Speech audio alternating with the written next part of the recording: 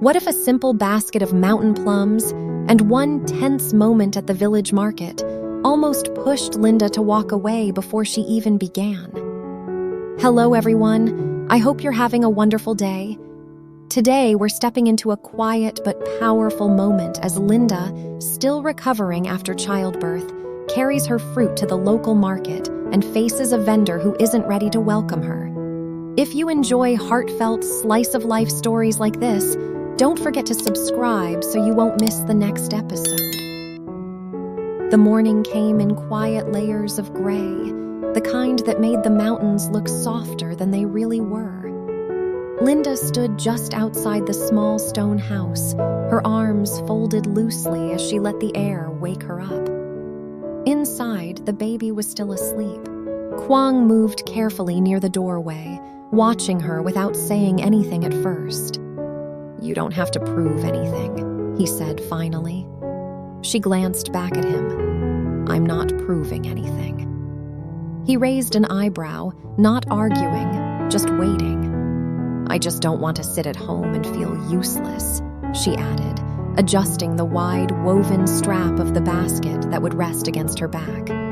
"It's fruit. I can handle fruit." It had been only a few weeks since she gave birth. Her body still felt unfamiliar, strong in some places, fragile in others.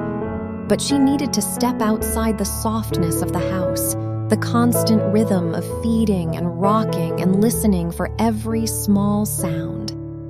Quang stepped closer and tightened the knot at the side of her basket. His fingers brushed her shoulder briefly. "If you get tired, you stop." She nodded. "If I get tired, I'll sit." He wanted to walk with her, she knew. He didn't say it again. Instead, he kissed the baby's forehead through the open window and then touched Linda's wrist lightly before she turned toward the narrow path leading uphill. The ground was damp from the night mist. Each step required attention. She moved slowly, not because she was weak, but because she had learned that rushing only made things harder. The hillside trees were scattered with small mountain plums, deep purple and firm beneath her fingers. She reached up carefully, twisting each fruit free instead of tugging. The motion stretched her sides and reminded her that her body was still healing. Once she paused and pressed a hand against her lower abdomen, breathing through a faint ache. "Not too much," she murmured to herself. Birds rustled overhead. The world felt ordinary. No one up there knew about tension in the village or whispers about the car that had come days earlier from the city. Up there, it was just fruit and gravity and patience. By the time her basket felt moderately heavy, she stopped. It wasn't full. She didn't need it full. She just needed enough to try. The walk down toward the market was longer than she remembered. A few villagers passed her along the dirt road. "You're selling now?" one woman asked, her tone not unkind but not warm either. "Just a little," Linda replied. The woman's eyes flicked to the basket. "Cho can be rough." "I know," Linda said softly. The market sat at a bend in the road, a patch of flattened earth lined with makeshift stalls. Some vendors had tarps overhead, others simply spread cloths on the ground. Voices overlapped. Chickens clucked in baskets. The smell of herbs and dried fish hung in the air. Linda paused at the edge, scanning for a space that wouldn't draw too much attention. She found a narrow corner near a wooden post where sunlight filtered through uneven gaps.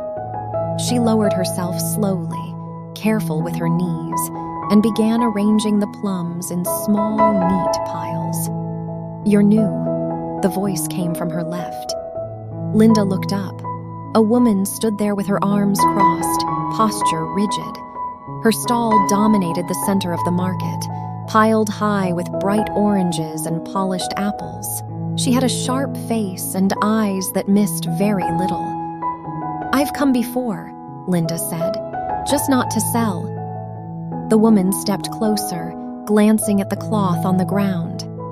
"This path leads straight to my stall. I'm not blocking it." Customers don't like confusion. Linda nodded. I'll keep it tidy. The woman studied her for a moment, then crouched slightly and picked up one of the plums without asking. She turned it in her fingers. Mountain fruit, she said. Sometimes sour. They're sweet this season, Linda replied. The woman set the plum back down, but not quite where it had been. It rolled slightly and bumped against another pile, disturbing the neat arrangement. Just don't undercut prices, she added flatly before walking away. Linda exhaled slowly. Around her, conversations resumed as if nothing had happened. The first half hour passed without a sale. People glanced, then continued toward the larger stall. Linda adjusted the plums again, wiping each one gently with a clean corner of cloth. Across the market, the woman's voice carried clearly. These came from the valley, she called out. Reliable quality. A young girl tugged at her mother's sleeve and pointed toward Linda's fruit. The mother hesitated, then steered her toward the center stall instead. Linda pressed her lips together but kept her shoulders relaxed. She reminded herself why she was there. Not to compete, not to win, just to contribute. An older man with sun-worn hands stopped in front of her. He didn't speak right away.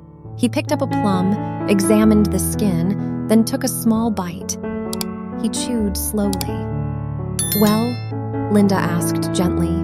He nodded once. Good.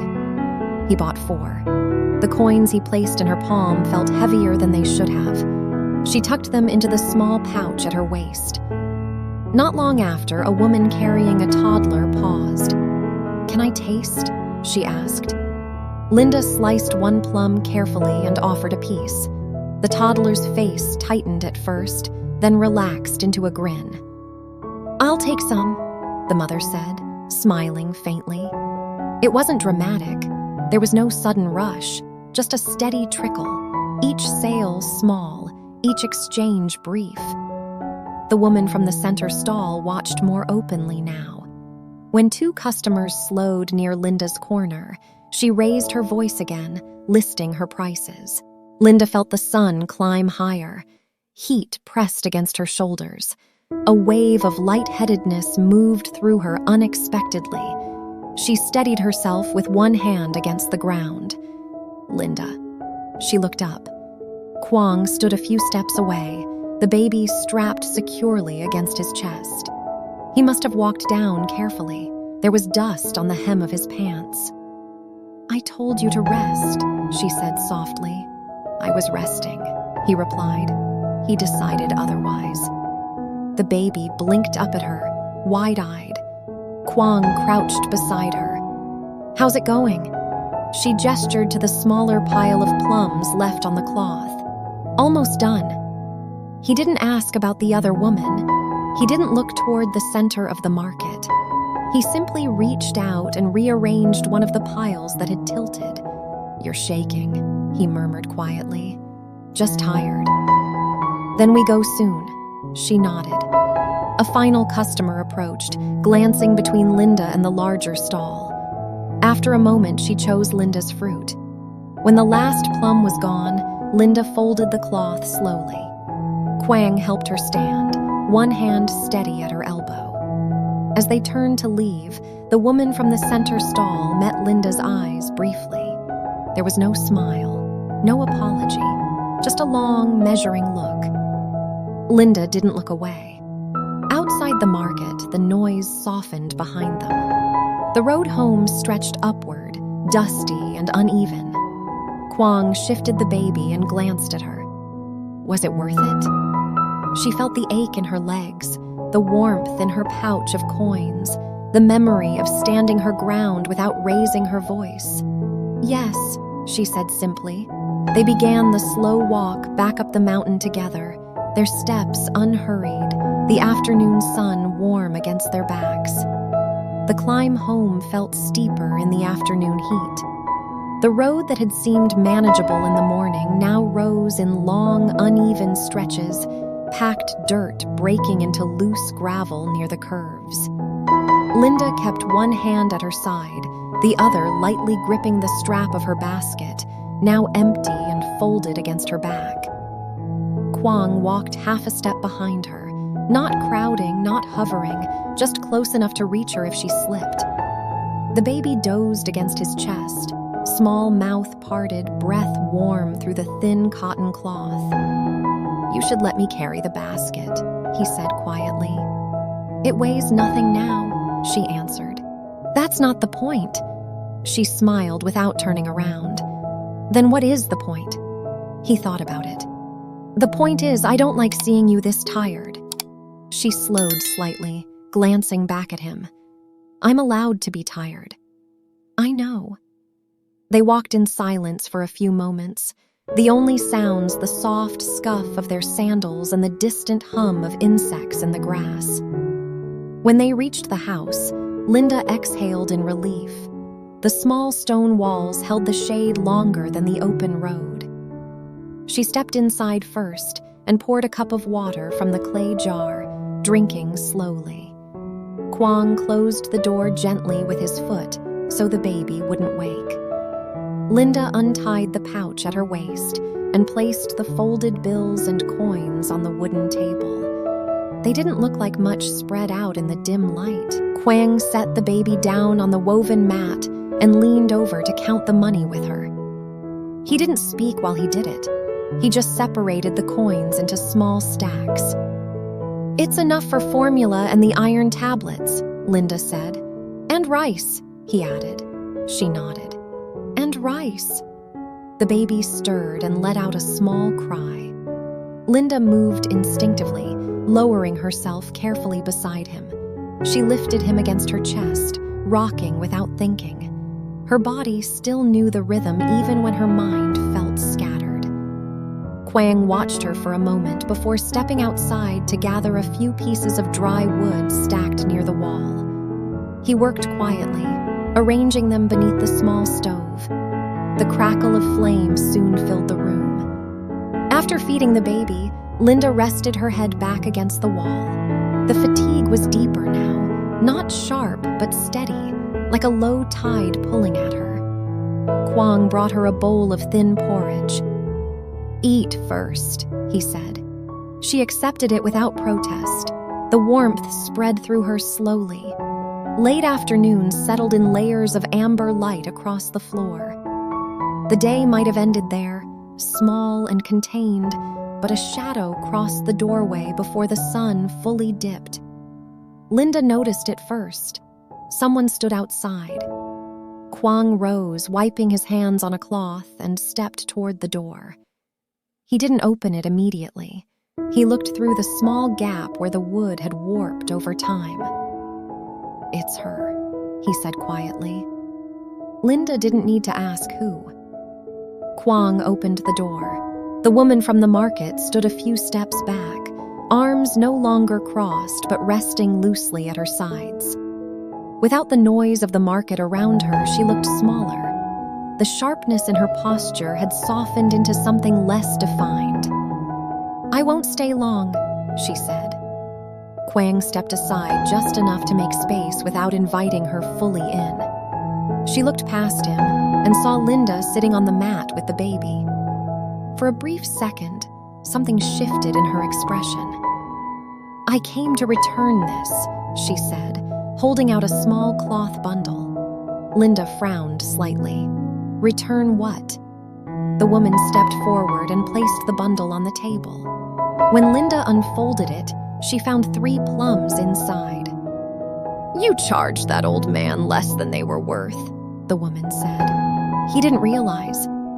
Linda glanced at Quang, confused. "He paid what I asked." The woman gave a faint shrug. Still, silence lingered between them. "I didn't mean to cause trouble," Linda said gently.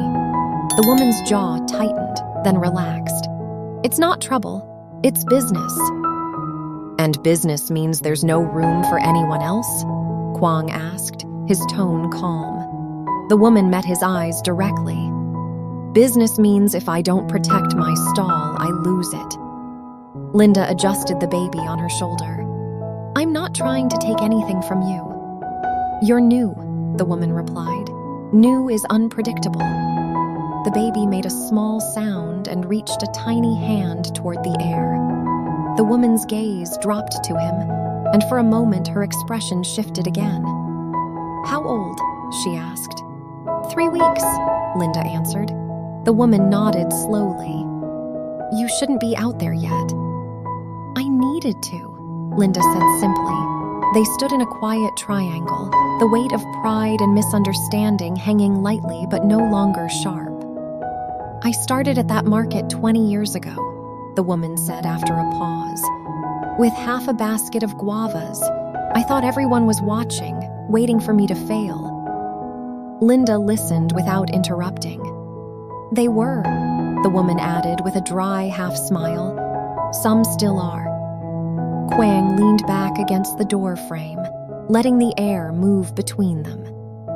"I don't want to fight," Linda said. "If there's a better place for me to sit, tell me. I'll sit there." The woman studied her carefully, as if measuring whether the offer was sincere. "There's space near the well," she said finally. "Less foot traffic, but people linger there longer." Linda nodded. "That's fine." The woman hesitated, then glanced again at the baby. "Bring a chair next time," she added. "The ground is too hard." A faint smile touched Linda's mouth. "I will." The woman stepped backward toward the path. "And don't sell too cheap," she said. "It makes the rest of us look bad." This time there was no edge in her voice. After she left, Kuang closed the door softly. Linda let out a breath she hadn't realized she'd been holding. "That went better than I expected." He crossed the room and crouched beside her. "You didn't back down." "I didn't push either." He brushed a strand of hair away from her face. "That's harder." The baby yawned and settled again against her chest. Outside, the sky shifted into deeper blue. A faint breeze moved through the cracks in the wall, carrying the scent of earth and cooling stone. Quang gathered the coins from the table and placed them back into the pouch. "Tomorrow we buy the formula," he said. "And rice," Linda added. "And rice." She leaned her head against his shoulder, just for a moment. No market noise, no watching eyes, just the steady sound of their son breathing between them. In the quiet, the house felt less fragile than it had that morning. Not stronger in any obvious way, just steadier, like something that had been tested gently and held. Linda closed her eyes briefly, not to sleep, but to feel the weight of the day settle into something she could carry. "We'll go again next week," she murmured. Quang nodded against her hair. "Together." The stove crackled softly in the corner as evening settled around them, simple and unremarkable, exactly the way she wanted it.